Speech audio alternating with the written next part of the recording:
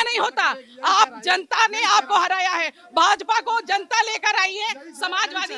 मोदी जी भी अडवाणी जी के नहीं हुए। 2022 में कांग्रेस या अकेली पार्टी अपने नेतृत्व में सरकार बनाएगी।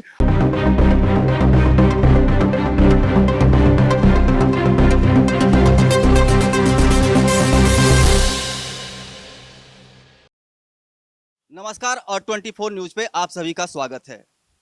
और 24 जनता की आवाज में आज हमारे साथ उत्तर प्रदेश के बहुत सारे नेतागण हैं।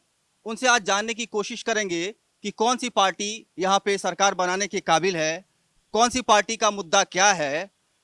आप सभी नेतागण का हमारे शो में स्वागत है। हम एक एक नेतागण का आपसे परिचय करवाएंगे, फिर जानने की कोशिश करेंगे, उनसे सवाल जवाब करेंगे कि क्या मुद्दा रहेगा, किस मुद्दे पे जनता उनको वोट करेगी। तो सबसे पहले हमारे साथ समाजवादी पार्टी के हैं तारिक सईद अज्जू भैया, जो वरिष्ठ नेता हैं। रविंद्र यादव, नगर महासचिव। उसके बाद बीजेपी से हैं गणेश केशरवानी, महानगर अध्यक्ष। विजय श्रीवास्तव, मंडल अध्यक्ष। और आभा श्रीवास्तव, काशी सांस्कृतिक प्रकोष्ठ सह संयोजक। और कांग्रेस से हैं Mukund Tiwari ji, state general secretary. और हमारे साथ नीरज जायसवाल जी हैं, व्यापार मंडल के अध्यक्ष। तो अब जनता को बताना चाहेंगे कि हम सभी नेताओं से उत्तर प्रदेश विधानसभा चुनाव के ऊपर एक एक सवाल करेंगे और ये एक दूसरे को काउंटर करेंगे, सवाल जवाब होगा। तो आप शांति बनाए रखें और धैर्य से सुने। तो सबसे पहले हम समाजवादी पार्टी के पास जाएंगे और सवाल करेंगे कि उत्तर प्रदेश में इस बार क्या लग रहा है आप लोगों को, जीत कैसी होगी आप लोगों की?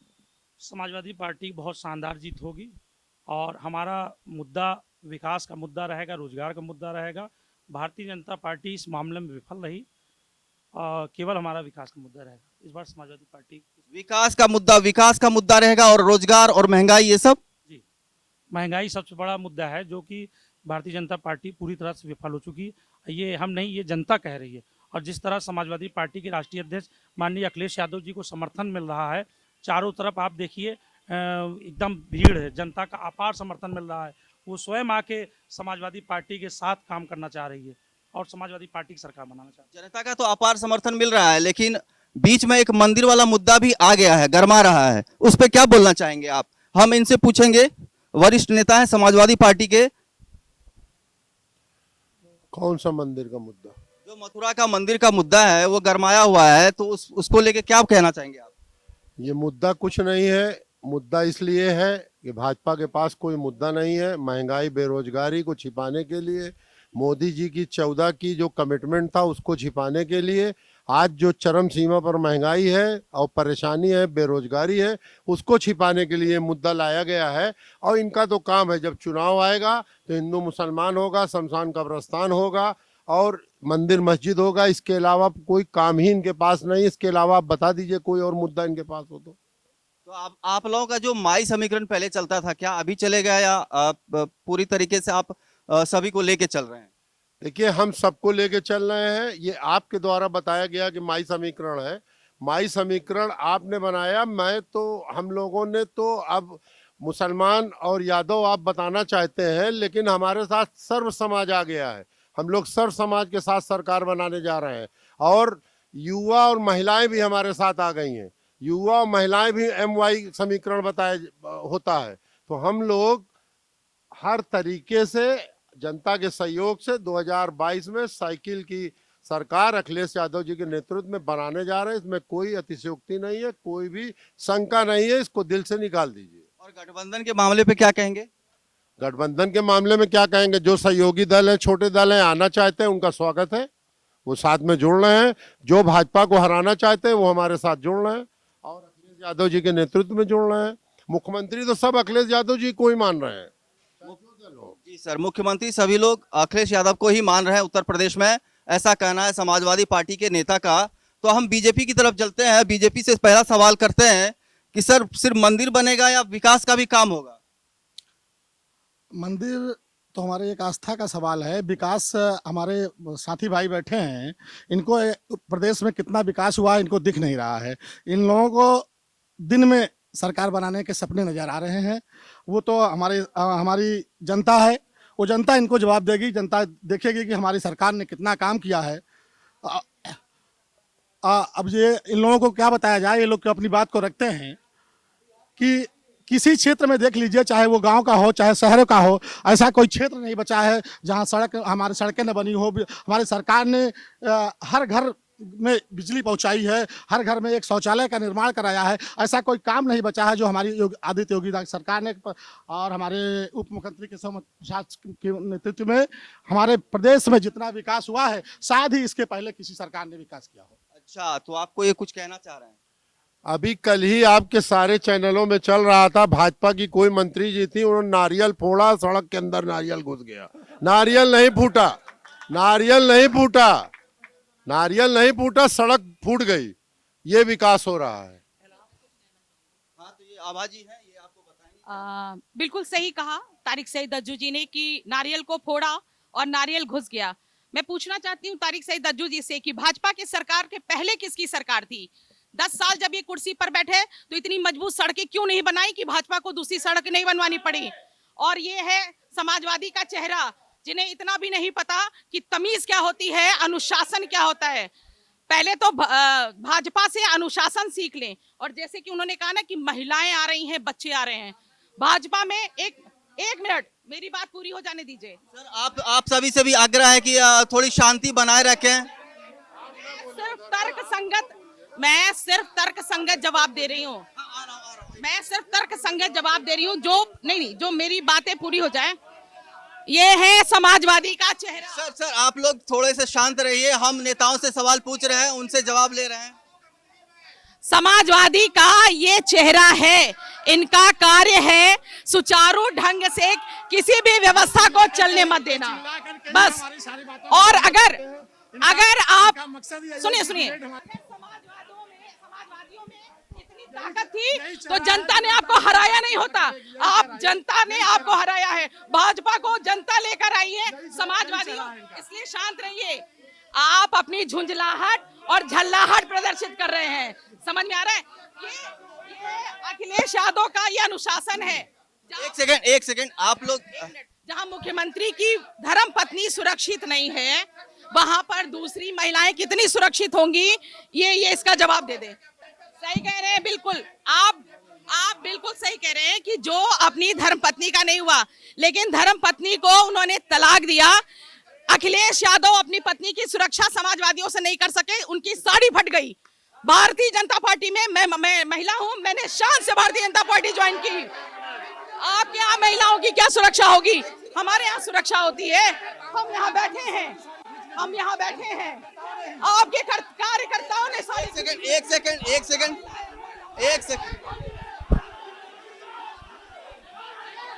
एक सेकंड शांति बनाए रखिए, शांति बनाए। हाँ, ठीक। शांत। बीजेपी के वरिष्ठ नेता, अब इनसे पूछेंगे कि किसानों का मुद्दा अभी 1 साल से बहुत गरमाया हुआ था, जो किसान बिल वापस ले लिया गया, इस पे ये क्या कहना चाहेंगे? देश के यशस्वी प्रधानमंत्री जी ने अपने प्रथम दिन से ही कहा था कि देश के किसानों की हम आमदनी को 2 गुना करेंगे, और इस निमित्त देश के यशस्वी प्रधानमंत्री जी ने अनेक योजनाओं के माध्यम से किसानों की आमदनी को 2 गुना करने का कार्य किया था। यह 3 कृषि कानून भी देश के किसानों के हित में बनाया गया था, लेकिन जो चरित्र यहाँ पर दिखाई पड़ा, ऐसे ही जो शख्स पूरे देश के अंदर जो अराजक तत्व हैं, वो नहीं चाहते हैं कि देश के किसानों का हित हो, देश के किसानों की आमदनी 2 गुनी हो, और उन लोगों ने किसानों के अंदर भ्रम पैदा करके, जो फर्जी किसान के लोग थे, उन लोगों के माध्यम से एक उनके विकास की धारा को रोकने का काम किया गया। मेरा ये कहना है कि भारतीय जनता पार्टी की सरकार में, आप कल्पना करिए मित्रों, इस देश के अंदर गरीबी हटाओ के नारे को लेकर के अनेक बार सरकारों का परिवर्तन हुआ, लेकिन कभी गरीबी नहीं हटी थी। ये पहली ऐसी सरकार है जिसने देश के गरीबों को इस देश की अर्थव्यवस्था से जोड़ने का काम किया। वो चाहे जनधन योजना का खाता हो, चाहे उज्ज्वला गैस कनेक्शन का काम हो, चाहे जो है शौचालय की बात हो, यानी गरीबों के सम्मान के साथ साथ गरीबों के विकास के लिए 135 योजनाओं का निर्माण किया। यह आज़ादी के बाद पहली बार ये सरकार ने किया। मित्रों, 15 वर्ष के जो सपा बसपा का जो ये शासन काल था, ये एक अराजक सरकारों का जो ये दौर था 15 वर्ष, इन 15 वर्षों में उत्तर प्रदेश की जनता का नेताओं पर से विश्वास उठ गया था। चारों तरफ लूटपाट, हाहाकार इत्यादि ऐसी स्थिति उत्पन्न हो गई थी कि अपहरण एक उद्योग बन गया था। उसमें देश का किसान भी पिस रहा था, व्यापारी भी पिस रहा था, महिलाएं भी पिस रही थी। और इन्हीं सबसे ऊब करके उत्तर प्रदेश की जनता ने भारतीय जनता पार्टी को अपना विश्वास देने का काम किया था। ठीक है सर, आपने अपनी भारतीय जनता पार्टी ने उत्तर प्रदेश की जनता से 2017 में वादा किया था कि हम आपको अमन चैन देने का काम करेंगे, हम आपको शांति की राज की स्थापना करके दिखाएंगे, हम एक पारदर्शी और ईमानदार सरकार करके दिखाएंगे। और आज मुझे कहते हुए प्रसन्नता है कि भारतीय जनता पार्टी की उत्तर प्रदेश की सरकार ने जहां किसानों के साथ, मजदूरों के साथ, नौजवानों के साथ, महिलाओं के साथ, गरीबों के साथ, जो शोषित, वंचित, जो पीड़ित वर्ग थे, सभी लोगों का विकास करते हुए आज उत्तर प्रदेश को पूरे हिंदुस्तान के अंदर एक मॉडल के रूप में स्थापित किया है। अन्य प्रांतों की सरकारें उत्तर प्रदेश की सरकार से सीख लेकर के अपने राज्यों में उसको लागू करने। ठीक सर, आपने अपनी बात रखी। आपने एक सेकंड, हम लोगों के बीच कांग्रेस पार्टी के वरिष्ठ नेता हैं, इनसे भी एक मिनट सर, एक मिनट चुप रहिए। हम लोग के बीच कांग्रेस पार्टी के वरिष्ठ नेता हैं, इनसे भी कुछ सवाल जवाब करेंगे। हमें भूलना नहीं चाहिए कि बहुत पुरानी पार्टी है। स्वागत है सर आपका। आप कहाँ हैं? हम जनता के बीच में हैं। उत्तर प्रदेश की योगी सरकार के जो अत्याचार कर रही है, जो जिस तरह से नौजवानों के साथ खिलवाड़ कर रही है, आज योगी सरकार के खिलाफ अगर उत्तर प्रदेश की सड़क पर कोई राजनीतिक दल संघर्ष करता हुआ नजर आ रहा है तो माननीय प्रियंका गांधी वाड्रा जी, जैसा आपने हाथरस में देखा कि योगी सरकार के जिस तरह से महिलाओं के साथ उत्पीड़न हुआ, जिस तरह से अभी आपने फाफामऊ में देखा, उन्नाव में देखा, जब भी महिलाओं पर जुल्म अत्याचार होता है तो कांग्रेस बगावत करते हुए सड़क पर नजर आती है और उसका नाम प्रियंका गांधी वाड्रा है। आज जब प्रियंका गांधी वाड्रा सड़क पर आती हैं, नौजवानों के सवाल पर, किसानों के सवाल पर, कानून व्यवस्था के सवाल पर, भ्रष्टाचार के सवाल पर, तब तक योगी सरकार के पेट में दर्द होता है। हम पूछना चाहते हैं कि आज उत्तर प्रदेश का कौन सा ऐसा जिला है जहां अपराध चरम सीमा पर ना हो। आज उत्तर प्रदेश का एक भी नौजवान नहीं कह सकता कि मुझको 5 साल में रोजगार मिला हो। आपने देखा, एक काउंटर क्वेश्चन सर, आपने देखा कि प्रतियोगी परीक्षाएं जितनी हुई हैं सबका पर्चा आउट हुआ है, पेपर लीक हुआ है। इस बार 2022 में योगी सरकार की विदाई उत्तर प्रदेश की जनता करने जा रही, कोई रोक नहीं पाएगा। तो योगी सरकार की विदाई करेगी तो उसमें उसके बाद आएगी कौन? कांग्रेस। उत्तर प्रदेश में कांग्रेस के नेतृत्व में सरकार बनेगी, 2022 कोई रोक नहीं पाएगा। तो कांग्रेस के मुख्यमंत्री का चेहरा कौन होगा यहाँ पे? ये विधायक तय करेंगे, विधानमंडल दल तय करता है। हमारी पार्टी लोकतांत्रिक पार्टी है, तानाशाह वाली पार्टी नहीं है कि हम जिसको चाहा जेब से निकाल के मुख्यमंत्री बना दिया। हमारे यहाँ विधायक तय करेंगे।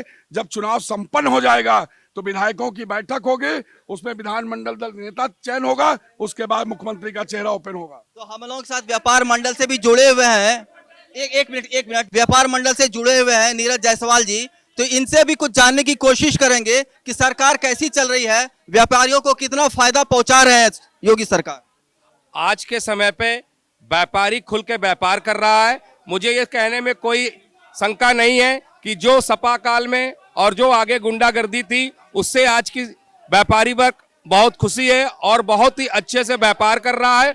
और व्यापार में आज की डेट में जो गुंडागर्दी, जमीन कब्जा करने वालों को योगी सरकार ने सबको जेल में भेज दिया और आज के समय पे व्यापारी बहुत खुश है। लेकिन मैं एक बात और कहना चाहूंगा व्यापारी होने के नाते कि मोदी जी से मेरी एक निवेदन है और योगी जी से एक मेरा निवेदन है कि जल्द से जल्द वो पेट्रोल को जीएसटी में लागू करके महंगाई को थोड़ा कंट्रोल कर लें। और व्यापारी हमेशा भाजपा का रहा है और भाजपा का हमेशा रहेगा और इस बार भाजपा की सरकार बनेगी। लेकिन मैं ये फिर कहना चाहूंगा कि मोदी जी से कि पेट्रोल के जीएसटी में जल्द से जल्द समाहित करके उसको देश में लागू कर दें। कि उस समय अंग्रेजों ने हिंदुस्तानियों के सीने में गोली चलाई थी। ये भारतीय जनता पार्टी के नेता हैं जो लखीमपुर में किसानों को पीछे से गाड़ी चलाने का इनका कैबिनेट मंत्री जो अभी गिरफ्तारी नहीं हुई है। आपके इस सवाल का जवाब लेते हैं। देखिए, किसानों को भरमा करके देश के किसानों के भविष्य को अंधकार में डालने का काम इन सपा बसपा और कांग्रेस के लोगों ने किया। ये आप जान लीजिए कि आने वाले कुछ समय के बाद ही इन्हीं कानूनों की मांग यही लोग करेंगे, क्योंकि ये लोग, इनको सिर्फ राजनीति करना है। बेरोजगार कोई नहीं, देश का नौजवान बेरोजगार ये लोग हो गए हैं। इनके जो गुंडे माफिया जो मवाली थे, जो थाना चलाते थे, तहसील चलाते थे, वो सब बेरोजगार घूम रहे हैं। जो कुछ यहाँ भी बैठे दिखाई पड़ रहे हैं, जिनके आचरण से ये दिखाई पड़ रहा है। मेरा ये कहना है कि भारतीय जनता पार्टी की सरकार ने समाज के प्रत्येक वर्गों के लिए काम किया है।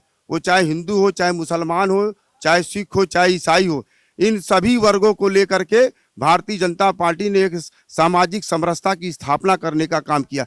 ये वो लोग हैं जो जातिवाद के आधार पर, धर्म के आधार पर समाज को विभाजित करके ये सिर्फ अपनी राजनीतिक रोटियां सेकना चाहते हैं, बल्कि भारत को कमजोर करना भी चाहते हैं। ये इनकी जो जातिवादी मानसिकता है, इस जातिवादी मानसिकता के कारण ही पिछले 15 वर्षों में उत्तर प्रदेश जंगल प्रदेश बन गया था। आज उत्तर प्रदेश उत्तम प्रदेश बना है। माननीय योगी जी, प्रदेश उत्तम प्रदेश बना है। सर मुझे कहना नहीं चाहिए कि बस जय श्री राम बोलते जब ये हारने लगते हैं। ये अभी अपराध इनको दिख नहीं रहा है। भारतीय जनता पार्टी ने इलाहाबाद में, सुराव में, अभी इसके पहले 4 हत्या 2 बार हो चुकी, अभी बीच में हत्या हुई, हत्या नहीं दिख रही है इनको। और इनको भारतीय जनता पार्टी के नेताओं को शर्म आनी चाहिए कि देश के युवाओं को मवाली बोलने का काम कर रहे हैं। देखिए, ये देश के युवाओं को मवाली बोलने का काम चाहिए। इनके देश के प्रधानमंत्री बोलते हैं कि पकौड़ा बनाना पैसा है। ये बताएं कितना युवाओं को रोजगार दिया, कितना रोजगार का बड़ा मुद्दा है। बताइए मैम, आप एक सेकंड रोजगार का बड़ा मुद्दा है प्रदेश में। कहता हूं इस बात को। एक सेकंड। किसान मुद्दा इन्होंने उठाया कि किसानों का इलेक्शन दे करके माननीय प्रधानमंत्री जी ने निर्णय वापस लिया। शांत होकर बात सुनिए, बात सुनने का दम रखिए। टिकैत जी ने, फिर टिकैत जी को क्या दिक्कत हो गई जब मुद्दा वापस ले लिया? हम मान लेते हैं, चलिए इलेक्शन को ध्यान में रखिए, तो टिकैत जी के पेट में दर्द क्यों हो गया? ये किसान है या गुंडागर्दी है? किसान नहीं थे, फिर से ये आंदोलन चलाया जा रहा है। इस बात पे मुझे जवाब दें ये लोग कि किसान का जब माननीय मोदी जी ने वापस ले लिया। सर एक सेकंड, इतना हल्ला गुल्ला में बात नहीं हो पाएगी। सर आप ही की बात उठा रहा हूँ। सर आप ही की बात उठा रहा हूँ। ये आप ही की बात उठा रहा हूँ। अगर सुनिए, अगर वो किसान होते तो किसान का मुद्दा तो माननीय जी ने वापस ले लिया है। टिकैत जी, आखिर टिकैत जी की उसमें क्या लाभ है? नहीं, ये किसानों के मुद्दा के अलावा भी एक है बेरोजगारी का मुद्दा। बेरोजगारी के मुद्दा पे सरकार से लोग प्रश्न पूछ रहे हैं, तो उस पे क्या कहना चाहेंगे आप? उत्तर प्रदेश की सरकार ने, जो कि 24 करोड़ की आबादी वाला प्रदेश है, इस उत्तर प्रदेश के नौजवानों को रोजगार से जोड़ने के लिए एसएमई के माध्यम से अनेक विकल्प जो है उत्तर प्रदेश की सरकार ने चलाने का कार्य किया है। मुझे आज कहते हुए प्रसन्नता है कि 5 लाख नौजवानों को निःशुल्क नौकरी देने का काम किया। यही समाजवादी पार्टी की जब सरकार थी तो लोक सेवा आयोग तक बिक जाया करता था। यही लोक सेवा आयोग उत्तर प्रदेश के अंदर भ्रष्टाचार का एक अड्डा बन गया था, और जो अपराधी था, जिसके ऊपर मुकदमे थे, उसको लोक सेवा आयोग का उपाध्यक्ष। ठीक सर। अभी सर कौन, एक सेकंड सर, कौन सर, शांत रहिए।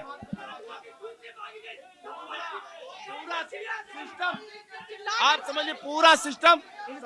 सर एक बार शांत करवाइए अपने लोग। एक मिनट। बेरोजगारी की बात करते हैं लोग। एक मिनट। बेरोजगारी की बात करते हैं, लोक सेवा आयोग की बात करते हैं। एक मिनट जरा सुन लीजिए। बेरोजगारी भाई जरा सर किसी एक को सुनिए, नहीं तो कैसे काम चलेगा? सुन लीजिए। बेरोजगारी की बात करते हैं, लोक सेवा आयोग की बात करते हैं। लीक पर लीक, कोई पेपर ऐसा नहीं है जो लीकेज ना हो। पूरी सरकार लीकेज कर गई है। ये बेरोजगारी कहाँ, 2 करोड़ का वादा क्या बोल रहे हैं? माननीय ठीक है, प्रधानमंत्री बोलिए, जी ने बोलिए, किया था, बोलिए वो आप। 2 करोड़ का वादा फुस हो गया।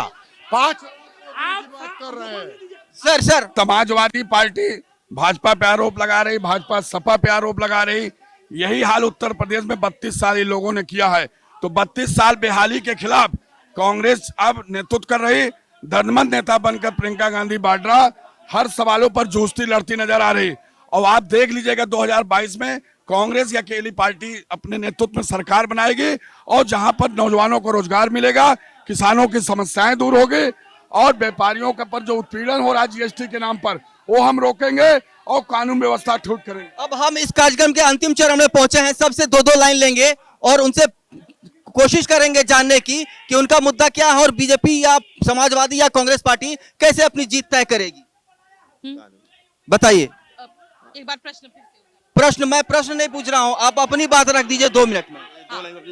मैं सिर्फ ये कहना चाहती हूँ कि जिस तरह से अनुशासनहीनता या जिस तरह से मोदी योगी सरकार ने चारों तरफ कोरोना काल होने के बावजूद, वैश्विक मंदी होने के बावजूद जिस तरह से देश को संवारा, विकास के रास्ते पे अग्रसर किया, निश्चित ही जीत हमारी होगी। क्योंकि हमारी सरकार ने सुरक्षा दी है, महिलाओं को, गरीबों को जनधन योजना और समस्त योजनाओं से जोड़ते हुए जो कार्य किया, निश्चित ही हमारी सरकार। Thank you. मुझे आज कहते हुए बहुत ही दुख हो रहा है कि उत्तर प्रदेश की जनता ने जिस अखिलेश यादव को अपना आशीर्वाद देने का काम किया था, और जब वो मुख्यमंत्री आवास से जाने लगे तो टोटी तक उखाड़ करके ले गए। जिनकी मानसिकता ऐसी है, दोबारा उत्तर प्रदेश जनता उनको कैसे राज सौंप सकती है? ठीक है सर। आप कल्पना कर लीजिए, ये कह रहे हैं कि अखिलेश यादव के नेतृत्व में सरकार आ रही है। जो अखिलेश यादव, आपको याद होगा 3 साल पहले जो अखिलेश यादव अपने बाप के नहीं हुए, पहला ऐसा मुख्यमंत्री है जो अपने बाप को सुप्रीम कोर्ट के लिए। चलिए ये सब बात मत कीजिए। 2 मिनट में सर आप अपना बताइए सर। अरे मोदी जी भी अडवाणी जी के नहीं हुए, मोदी जी भी अडवाणी जी के नहीं हुए। और आज हमारे राष्ट्रीय अध्यक्ष अखिलेश यादव जी ने अपने पिताजी का पैर छू करके ही ये विजय यात्रा निकाली है। मोदी जी भी अपने आडवाणी जी के नहीं हुए, ये ना कहे भारतीय जनता पार्टी के लोग, और अपने पिताजी का पैर छू करके विजय यात्रा निकाली है। नीति आयोग का रिपोर्ट आई है कल। अरे भाई आप शांत रहिए। नीति आयोग की रिपोर्ट आई है जिसमें कहा गया कि भाजपा शासित राज्य सबसे गरीब आया है, उसमें उत्तर प्रदेश, झारखंड, बिहार। आप स्वयं ये बताइए, जब आप विकास की दम ले रहे हैं कहां से गरीब हो गया? आप इलाहाबाद सड़कों पे चले जाइए, बड़े बड़े गड्ढे हैं, विकास के नाम पे केवल फीता काट रहे हैं। हमारा विकास, हम हाईटेक सिटी बनाया, स्टेट यूनिवर्सिटी हमने बनाया, उसका नाम राजू भैया रख दिया गया। आप सभी लोगों का बहुत बहुत स्वागत हमारे साथ जुड़ने के लिए। और 24 से मैं अरविंद झा आप सभी का धन्यवाद करता हूं। धन्यवाद सर। इस चैनल को देखने के लिए लाइक करें, सब्सक्राइब करें और बेल आइकन दबाना ना भूलें।